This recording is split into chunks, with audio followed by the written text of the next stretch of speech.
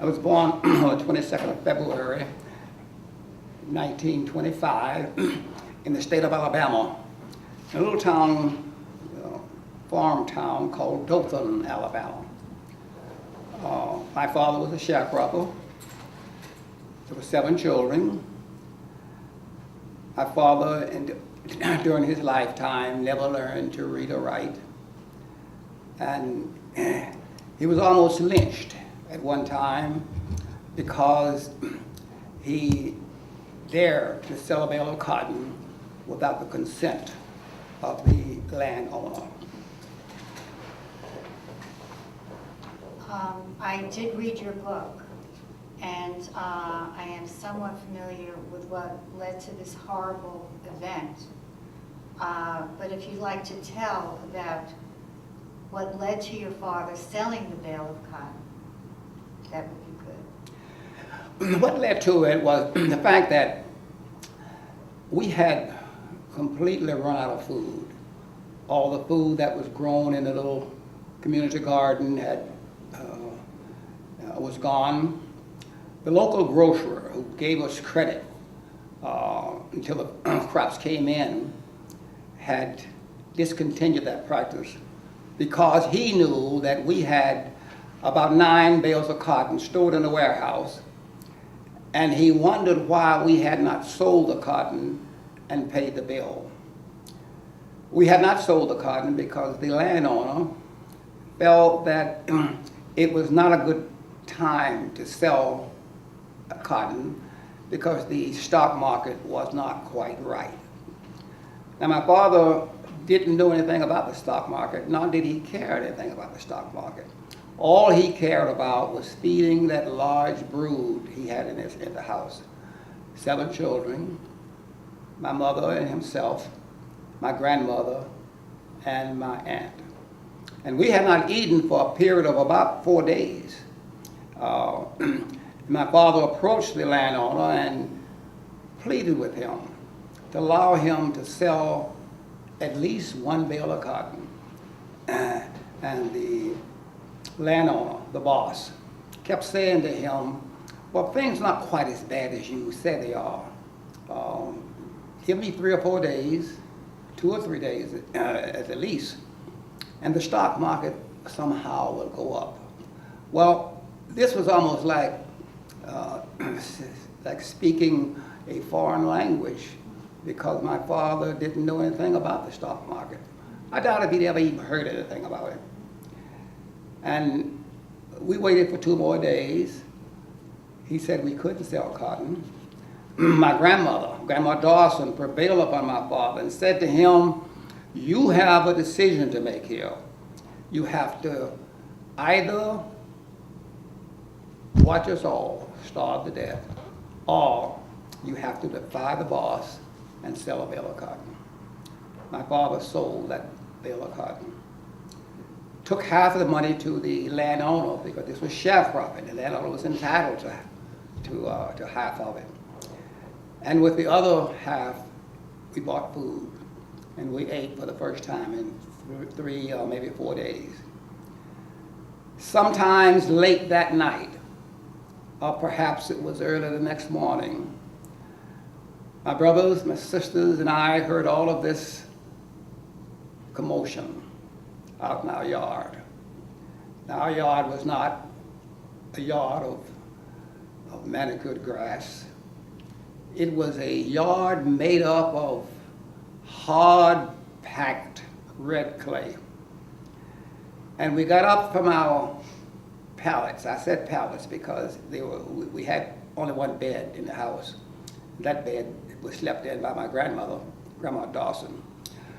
We got up and we flung open the shutters to the windows, wooden shutters. The windows had no glass, just wooden shutters.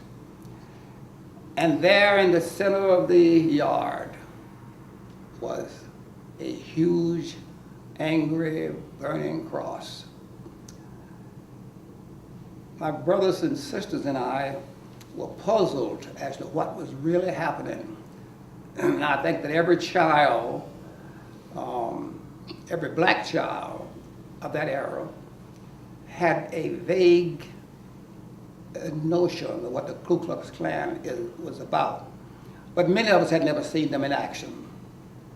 Marching around that burning cross was a group of about 28, maybe 30 men. They had shotguns, they had pick handles, and they were chanting something that we didn't understand. Grandma Dawson immediately announced that no one would do any talking except her, which was just fine with us. She went to the door of the little shack, and just as the Klan leader was about to kick the door in, Grandma Dawson opened it. Now, Grandma Dawson was a very wise woman. She didn't have a PhD, she didn't have a high school diploma, but she was a product of her time. She knew why these people were there. She knew what they wanted to hear, and she was prepared to do anything that would save my father's life. And so she just played dumb. And she immediately said, "Can I help you, sir?" And the Klan leader said, "Aunt Clara, where is he?" That was the first time that I realized that Grandma Dawson knew the Klan leader in spite of the Klan regalia, and that he knew her. You have to realize that in those times, anybody with a black face, whether he or she be 9 or 90, were never addressed as Mr. or Mrs. If you were old enough, so that they felt that you deserved some kind of respect, they would give you a title. In this case, they gave her the title of aunt. And so Grandma Dawson said, I don't know what you're talking about, so where is who? And he said, I'm going to ask you once again, where is he? And she said, sir, if you're looking for someone, that someone has to have a name. Tell me the name. And this really infuriated the Klan leader. And he said to her, Aunt Clara, don't you play games with me, because you have to understand that I will hang a nigger woman just as quickly as I hang a nigger man. In the meantime, my father was in the back of the little shack, desperately trying to get his overalls on so that he could escape out of the back. And when Grandma Dawson felt that he should have had enough time, she just threw the door open and said, come on in, sir, he isn't here. Look, search the place, look around.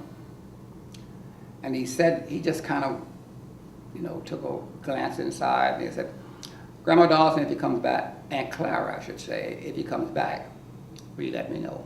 She said, yes, I will. He said, if you can't find me, just tell any white person in town that you meet. And he left. He started to leave. But Ms. Bernstein, the thing that I remember most about that, I was about 6. The thing that I remember most about that was that was a little boy with the Klan leader. He also had his shotgun. He must have been 9, probably, maybe 10. He had a pick handle tied to his belt. And the little boy began to cry.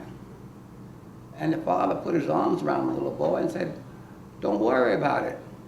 We'll get him. Where can he go? And if we don't get him, there are plenty more. That said to me that it didn't matter that night who died, as long as somebody died, because the landowner sincerely felt that the crime of disobeying of a black person, disobeying a white person's order, was serious enough to warrant death. I couldn't see the little boy's face because of the hood, but I could see his shoulders shaking. And the father said to him, just be calm, we will get him. And the little boy said to the father, Dad, I can never again believe anything you say to me, because you made me a solemn promise before we left home tonight that I would get the chance to help you to kill a nigger tonight.